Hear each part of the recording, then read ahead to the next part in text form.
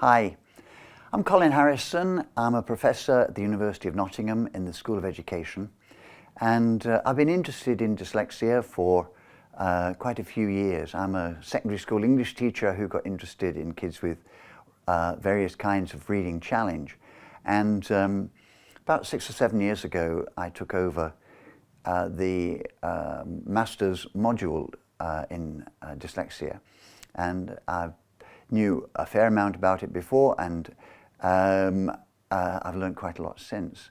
I've been asked to define dyslexia. How would you define dyslexia? I would do it in 3 ways. First of all, I'd talk about what a psychologist would say. Secondly, I'd talk about a medical perspective. And thirdly, I'd talk about education. And the reason for having 3 definitions and 3 perspectives is because the term dyslexia is used very differently among those different populations. In the psychology department, people would generally agree that dyslexia is a term that's best used to describe those who have a problem with reading that's related to language and spelling difficulties, but in particular is associated with some kind of problem in processing speech sounds and connecting them up with the written words and parts of words on the page. So dyslexia would be something that would occur with young children. It might be that even from birth, some abilities in relation to processing sounds and differentiating sounds don't work quite the same way, and so when a child comes to learn to read, they have a problem in connecting the little parts of a word, r, o, k, it, that make the word rocket. They have difficulty in splitting those sounds up, in recognizing bits of words, and in blending them together when they're reading or when they're writing. So that leads to various kinds of problems later on in reading and very often in spelling. In the medical field, those who are interested in dyslexia are very often interested in looking at what the brain is doing during reading, and the latest technologies that are taking MRI scans or various other kinds of neuroimaging approaches are increasingly converging in saying that there are some differences in how some people's brains operate when they are reading compared with others.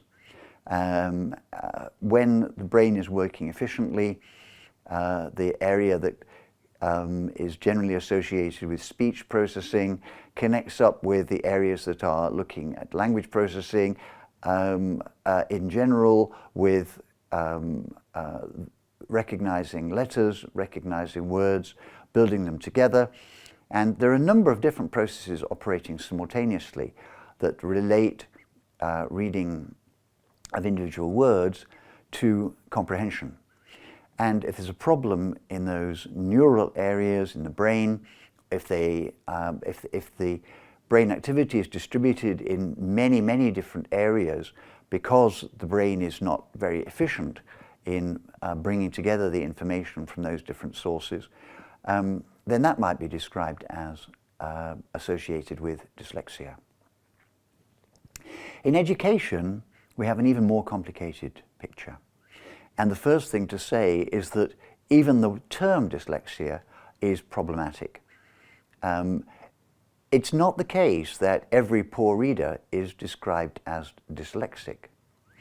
And in some societies, different children get to be diagnosed or described as dyslexic, and not everybody does. So in some parts of the Western world, in English-speaking areas where there are kids who fail to learn to read, who are from a very advantaged background, they might be described as dyslexic. They might have a test that gives them a certificate that says they're dyslexic, that gets them extra time in exams, or even a computer to help them. But within the same city, kids from a poor background who are failing to learn to read might not be diagnosed as dyslexic. They might be described as poor readers, or kids who haven't had good language development. And the result of that is that it can be very problematic to call a kid dyslexic, because it's a term that isn't available to everybody. A rich kid could be described as dyslexic, a poor kid is a poor reader. So if that's how things are perceived, then even using the term dyslexic can be very problematic. What I'd want to say is that the biggest issue is perhaps not whether we use that term or not, but how we help kids who have got a problem in reading. And the good news is that, broadly speaking, there's a consensus that whether a child is described as dyslexic or not dyslexic, as a poor reader, the ways in which they need to be helped are pretty similar. Every kid needs to be able to process sounds in their head and to listen and differentiate between different sounds. And if they can't do that, they need help in that area. Nearly every kid who is behind in reading is going to be behind in spelling, because we learn to spell by reading. And so if you don't read, you won't be able to spell. So practice in reading is enormously important. That develops comprehension, it develops vocabulary, and it develops spelling. And so encouraging, motivating children to read is very, very important, whether they are dyslexic, described as dyslexic or not. And the self-concept and the confidence of every child needs to be supported.